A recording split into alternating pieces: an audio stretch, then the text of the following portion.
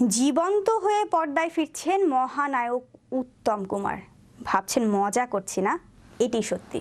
মহানায়ক উত্তম কুমার পর্দায় ফিরছেন নির্মাতা সৃজিত মুখোপাধ্যায়ের হাত ধরে।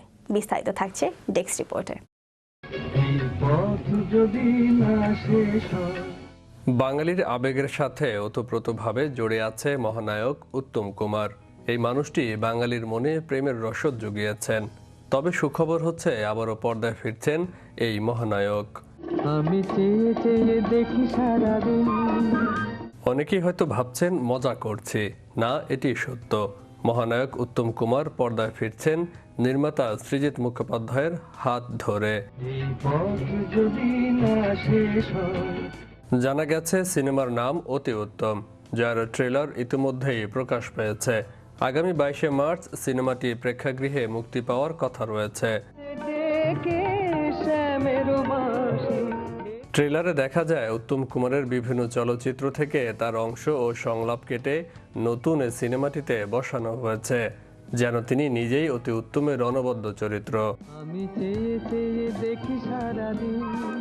ট্রেলার প্রকাশ পাওয়ার পর থেকেই ব্যাপক প্রশংসা কুড়িয়েছে।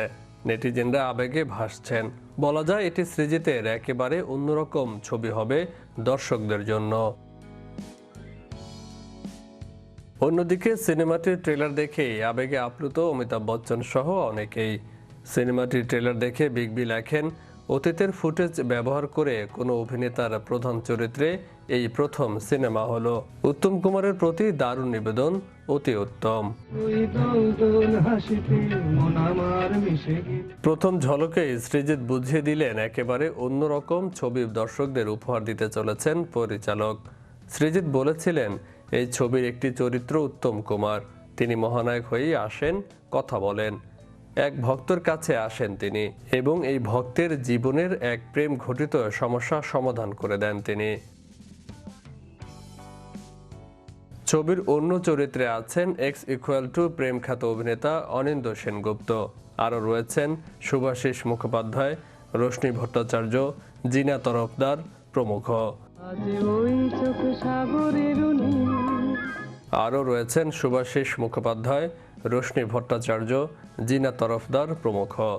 ছবিটি মুক্তি পাবে আগামী 29শে মার্চ। অধীর আগ্রহে ভক্ত সমর্থকরা। বিশ্ব বাংলা 24 বিনোদন ডেস্ক।